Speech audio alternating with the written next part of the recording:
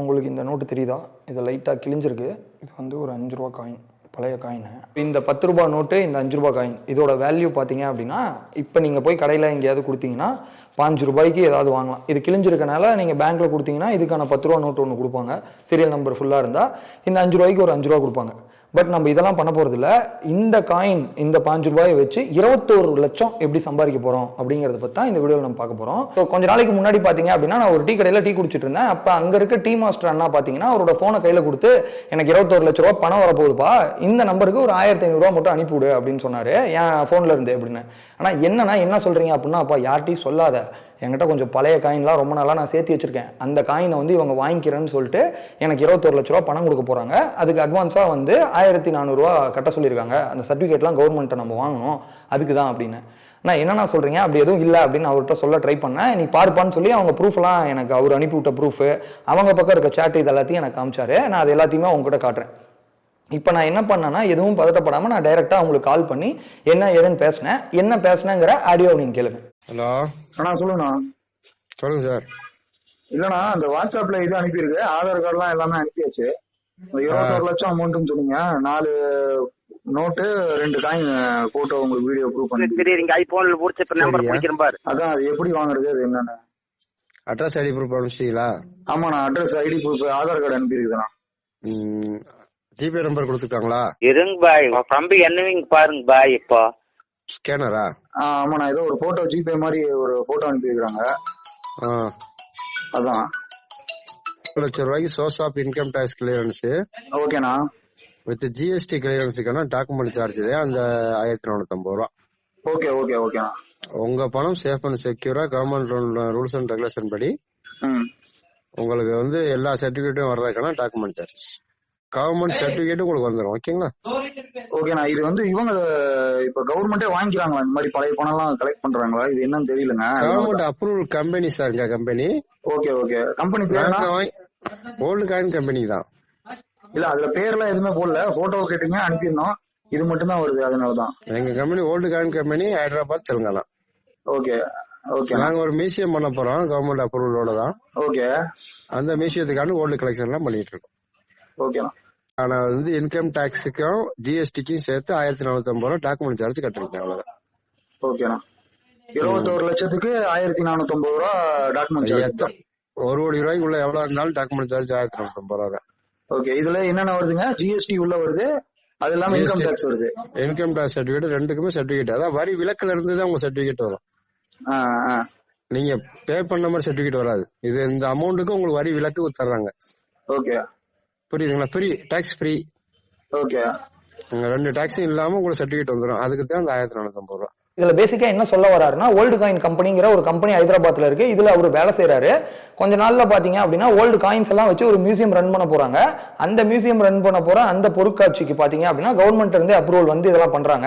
இதுக்காக மக்கள்கிட்ட இருக்க எல்லா பழைய காயினையும் சேர்த்துறாங்க. இத்தனை லட்சம் பணம் கொடுத்து இது கவர்மெண்ட்டும் அப்ரூவல் பண்ணுது. அதுக்கான ரிஜிஸ்டர் ஃபீ, அந்த சர்டிபிகேட் ஃபீ தான் வந்து நம்ம கட்டணும். அதுல ஜிஎஸ்டி எல்லாம் இன்க்ளூட் அப்படின்னு சொல்றாரு.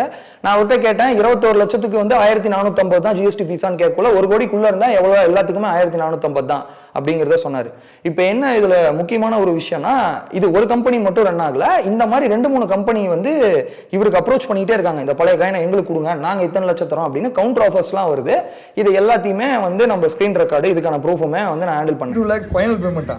32 lakhs ஆம்பவா? 32 லட்சமாடா?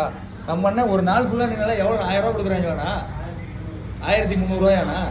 நோய் ஓச்ச காசு பாரு, 1300 ரூபாய் ஒரே பேமெண்டா நம்ம சொல்றேன். 1400 ரூபாய் வேலை செய்யற இந்த டீ மாஸ்டரோட ஒரு நாள் சம்பளமே பாத்தீங்கன்னா 1300 ரூபாய். அந்த 1300 ரூபாய்க்கு அவர் 12 மணி நேரத்துல இருந்து 16 மணி நேரம் ஒரே இடத்துல நின்று பாய்லர் முன்னாடி ஃபுல் ஹீட்ல டீ ஆத்தணும். அவ கிளாஸ்லாம் கழுவி வச்சு இதெல்லாம் பண்ணாதான் அவருக்கு வந்து அந்த 1300 ரூபாய். ஒரு டெய்லியும் வந்து அந்த பிராய்லர்லாம் விளக்கணும். ஸோ இவ்வளோ வேலை இருக்கு. இவ்வளோ பார்த்தா அவருக்கு அன்னைக்கான சம்பளம் 1300 ரூபாய். பட் இவங்க கேட்கறது 1450 ரூபாய். அதை ஒரு ஜிபேல அனுப்புற அளவுக்கு போயிட்டாரு. இந்த ஸ்கேனருக்கு வந்து அனுப்புற அளவுக்கு அவர் வந்து போயிட்டாரு. நான் யதார்த்தமா அங்க இருக்கக்குள்ள என்கிட்ட கேட்டாரு, அது சீக்ரெட் சொல்றேன்னு இப்படி சொன்ன வாட்டி, இல்லைன்னா நான் பேசிக்கிறேன்னு சொல்லிட்டு நான் பேசிட்டு போன்ல அவங்க கிட்ட பேசினேன். இந்த ஆடியோவோட பாதி தான் நீங்க கேட்டீங்க. இதுக்கப்புறம் நான் கொஞ்சம் பேசிட்டேன். ஒரு நிமிஷம் கண்ணாடி போட்டுக்கிறேன்.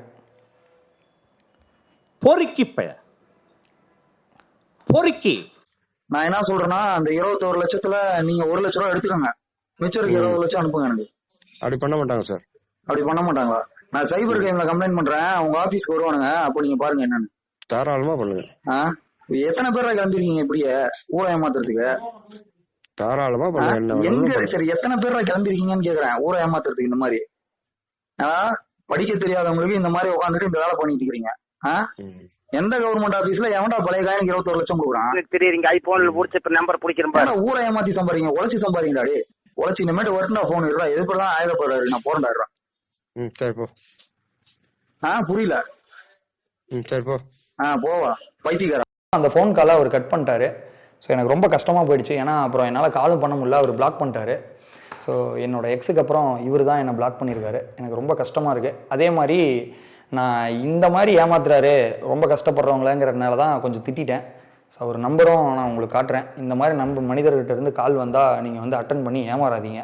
ஸோ இந்த மாதிரி ஸ்கேம் பண்ண இப்போ என்கிட்ட பேசினார்ல, இவர் வந்து கொஞ்சம் கூட பயந்துக்கவே இல்லை. நான் போய் ஸ்டேஷனில் கம்ப்ளைண்ட் கொடுக்குறேன் அப்படின்னு சொல்கிறேன்.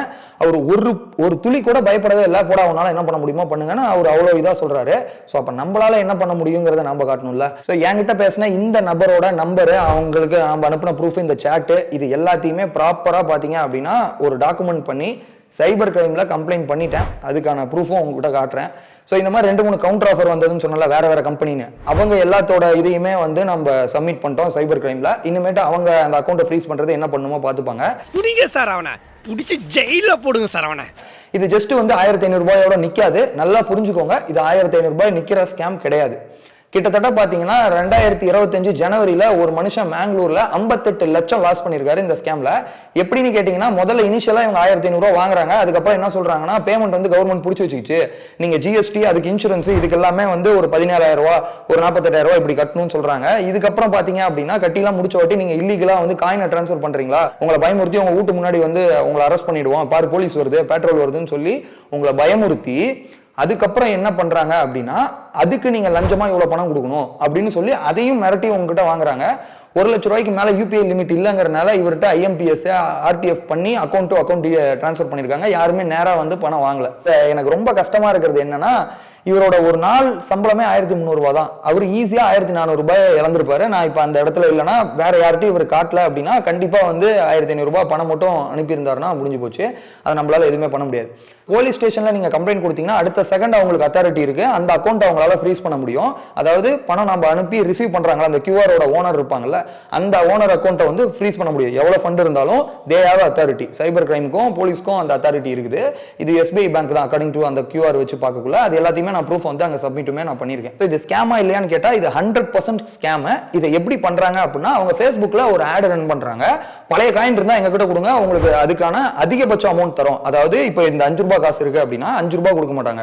அவங்க என்ன சொல்றாங்கன்னா 5 லட்சம் 7 லட்சம் வரைக்கும் பேரம் போகுது, எவ்வளவு பணம் உங்களுக்கு கொடுக்குறோம், இந்த 5 ரூபாய் காயினை மட்டும் நீங்க பத்திரமா வச்சுக்கோங்க, யாருக்கிட்டையும் இதை கொடுத்துறாதீங்க, எதுவுமே பண்ணிடாதீங்க, இதுதான் ரொம்ப முக்கியம் அப்படிங்கிறாங்க. இவங்க என்ன சொல்றாங்கன்னா, இவங்க வந்து ஒரு மியூசியம் ரன் பண்ண போறாங்க, அதுக்காக காயினை சேர்த்துறோம் அப்படின்னா அவங்க சைடு அவங்க கிளைம் பண்றாங்க. ஸோ அதுக்கான டீட்டெயில்ஸ் இவங்க கிட்ட இருந்து ஆதார் கார்டுலாம் இவர் கொடுத்துட்டு இருக்காரு. இந்த அண்ணன் நான் தான் சொன்னேன்னா, அவன் கரெக்டாக இருக்கக்குள்ளேயே கரெக்டான உங்கள் ஆதார் கார்டை எப்படியோ ஒன்று லீக் ஆகி அந்த டேட்டா வச்சு உங்கள் பேரில் லோன் எடுத்துட்டு இருக்காங்க. நீங்கள் எதை நம்பி இவருக்கு ஆதார் கார்டு கொடுக்குறீங்கன்னா அவங்க அட்ரஸ் கொடுக்க சொன்னாங்க தம்பி, அப்போ தான் தம்பி நம்ம வீட்டுக்கு வந்து அதிகாரிகள்லாம் வந்து பணம் கொடுப்பாங்க கட்டுக்கட்டா அப்படிங்கிறாரு. ஸோ எனக்கு இந்த கான்செப்டே சுத்தமாகவே புரியல. ஃபர்ஸ்ட் இந்த ஸ்கேமில் நிறைய கேள்விகள் வந்து இருக்குது. ஃபர்ஸ்ட் திங் என்னன்னா, எதுக்காக இவங்க மியூசியம் நடத்துறதுக்கு இவ்வளோ காஸ்ட், அது நார்மலாக இருக்க ஒரு 5 ரூபா காயின் 10 ரூபா நோட் எல்லாத்தையும் வாங்கி இத்தனை லட்சத்துக்கு அவங்க வாங்கணுங்கிறது தான் முதல் கேள்வி. ரெண்டாவது என்னன்னா, இப்படி ஒரு கம்பெனி ரெஜிஸ்டர் ஆயிருக்கிறதா வெப்சைட்டோ எந்த விதமான ப்ரூஃப்மே கிடையாது. ஸோ மூணாவது என்னன்னா, அப்படி ஒன்று இருக்கு அவங்க கொடுக்க போறாங்கன்னா அதுக்கு ஏன் நான் இனிஷியல் ஃபண்டு கட்டணும் அப்படிங்கிற கேள்வியுமே இல்லை. சின்ன வயசுல இருக்கக்குள்ள பார்த்தீங்க அப்படின்னா ஹிஸ்ட்ரி டிவி ஒரு டிவியில் பான் ஸ்டார் அப்படின்னு சொல்லிட்டு ஒரு ஷோ வரும். ஸோ அவங்க வந்து ஒரு பான் ஷாப் வச்சிருப்பாங்க, பழைய பொருள்லாம் கலெக்ட் பண்ற ஷாப். அதில் இந்த மாதிரி காயின்ஸ் இதெல்லாம் கலெக்ட் பண்ணுவாங்க. நீங்க பார்த்துருக்கீங்களான்னு தெரியல, அது தமிழ் டப்பிங்ல அப்போ ஹிஸ்ட்ரி டிவியில் வரும், இப்போலாம் வரதில்லை. ஸோ PAWN பான் ஷாப், பழைய பொருள்லாம் வாங்குற ஒரு ஷாப்பு. அந்த மாதிரி இங்கே ஏதாவது ஊர்ல இருந்து அவங்க ஒரு காயின் ரொம்ப ஸ்பெசிஃபிக்கான இந்த காயின் வேணும், அதுக்கு இவ்வளோ ரேட் கொடுப்பாங்க அப்படின்னா ஒரு 5000 10,000 கொடுக்கறதுக்கான வாய்ப்பு இருக்காது, அவ்வளோ ரேரான காயினா இருந்தா. அதை விட்டுட்டு உங்களுக்கு லட்சக்கணக்கில் கொடுப்போம், அதுவும் வந்து நீங்க இனிஷியல் பேமெண்ட்லாம் கட்டணும்னு சொன்னா கண்டிப்பா நீங்க தயவு செஞ்சு அதை நம்பாதீங்க. இது சுத்தமான ஸ்கேம். இப்போ இவங்க டார்கெட் பண்ற ஆடியன்ஸே பாத்தீங்கன்னா அன்எஜுகேட்டட், ஃபோன் மட்டும் யூஸ் பண்ண தெரியும், ஃபேஸ்புக்ல சும்மா ரீல்ஸோ இல்ல ஃபேஸ்புக் வீடியோஸ் பாக்குற ஒரு ஆள். அங்க ஆட் வருது, தமிழ்ல நீட்டா கொடுக்குறாங்க இல்ல இங்கிலீஷ்ல கொடுக்குறாங்க. உங்கள்கிட்ட பழைய காயின் இருக்கா, எங்கிட்ட கொடுங்க, நாங்கள் காசு கொடுத்து வாங்கிக்கிறோம், யார்ட்டையும் சொல்லாதீங்கன்னு சொல்லிட்டு. தயவு செஞ்சு இதை நீங்க நம்பி ஏமாறாதீங்க. உங்களை சுத்தி இருக்கவங்க யாராவது ஏமாந்தாங்கனாலும் நீங்கள் வந்து சைபர் கிரைமில் கம்ப்ளைண்ட் கொடுக்க சொல்லுங்கள். அந்த அமௌண்ட் திரும்பி வரதுக்கான பாசிபிலிட்டி நீங்கள் ஒரு தடவை அனுப்பிட்டீங்கன்னா அது ரொம்ப கம்மி. அவங்க சைட்லேருந்து என்ன பண்ணாலுமே நீங்கள் ஃபஸ்ட்டு திங் என்னன்னா ப்ரிவென்ஷன் தான், நீங்கள் கொடுக்காம காசை கொடுக்காம இருக்கிறது தான். ஸோ இந்த டீ மாஸ்டர் ஏமாற்ற பார்த்தா இந்த நம்பர்ஸ் எல்லாமே போடுறேன் உங்களுக்கு. அதுலேயும் ஸ்பெசிஃபிக்காக எனக்கு ஒருத்தர் கால் பேசினார் பார்த்தீங்களா, அவரோட நம்பர் இதுதான். ஸோ இவங்க எல்லாமே gold coin company old coin கம்பெனின்னு நிறைய பேர் சொல்லிட்டு வருவாங்க. இந்த நம்பருக்கெல்லாம் தயவு செஞ்சு உங்களோட ப்ரூஃபோ எந்த விதமான காயின் டீட்டெயில்ஸோ எந்த விதையும் பண்ணாதீங்க. இந்த மாதிரி கால் வந்தால் பிளாக் பண்ணிவிடுங்க அவங்கள. அதுக்கப்புறம் இதுக்கு திருப்பி கான்டாக்ட் பண்ணாங்கன்னா நீங்கள் நான் போலீஸில் கம்ப்ளைண்ட் கொடுத்துருவேன், நீங்கள் யார் நீங்கள் அப்படின்னு சொல்லி ப்ராப்பர்ட்டியாக கட் பண்ணுங்க. அதுதான் ரொம்ப ரொம்ப நல்ல விஷயம் அப்படின்னு நான் நம்புறேன். இந்த ஸ்கேம் ஏதோ சின்ன லெவலில் மட்டும் நடக்குதுன்னு நினச்சிடாதீங்க. சைபர் கிரைம் அப்படிங்கிறது இந்தியாவில் பயங்கரமாக வளர்ந்துட்டு இருக்கு. அதனால தான் டெய்லியும் கால் பண்ணக்குள்ள பார்த்தீங்கன்னா ஒரு ரோபோட் வாய்ஸில் உங்ககிட்ட வந்து காசு கேட்டால் நீங்கள் கொடுக்காதீங்க, அவங்க ஏமாத்த நடக்கலாம், சைபர் கம்ப்ளைண்ட்டுக்கு இந்த நம்பருக்கு கால் பண்ணுங்கன்னு ஒரு ரோபோட் வாய்ஸ் நம்ம சொல்லிட்டே இருக்கும். நம்ம ரொம்ப வெறுப்பாவே இருக்கும், ஏன்னா சும்மா இதெல்லாம் சொல்லிட்டே இருக்கீங்கன்னு. தமிழ்நாடுலாம் கிடையாதுங்க, இந்தியா ஃபுல்லா அவ்வளோ ஸ்கேம் நடந்துகிட்டு இருக்கு. நானே போற போக்க பார்த்தா அன்பாக்சிங் கேஜெட் ரிவ்யூலாம் தாண்டி ஸ்கேமை ரிவ்யூ பண்ணலான் இருக்கேன். அதுக்கு ஒரு ஸ்கேம் சீரியஸ்னே ஒன்று பண்ணணும்னு நினைக்கிறேன். ஏன்னா அவ்வளோ ஸ்கேம்ஸ் வளைச்சு நடந்துட்டே இருக்கு இந்த மாதிரி. ஸோ இந்த ஸ்கேமுக்கு நான் ரேட்டிங்கே கொடுக்க போறேன் 10க்கு 7. ஏன்னா அந்த இடத்துல டீ கடையில் நான் இல்லை, வேற யாரும் பார்க்கலன்னா அந்த அண்ணன் கண்டிப்பாக அனுப்பியிருப்பாரு. அந்த அளவுக்கு லெஜிட்டா அவங்க எல்லா கதையுமே நீட்டா பேசுறாங்க, நான் இன்னாரு நான் இங்க இருக்கேன் அப்படின்னு சொல்லிட்டு. ஸோ இந்த மாதிரி உங்களுக்கு ஒரு ஸ்கேம் நடந்துட்டா நீங்க என்ன பண்ணணும் அப்படின்னா சைபர் கம்ப்ளைண்ட்டுக்கு இந்த நம்பருக்கு நீங்க கால் பண்ணி கம்ப்ளைண்ட் ரெஜிஸ்டர் பண்ணலாம்.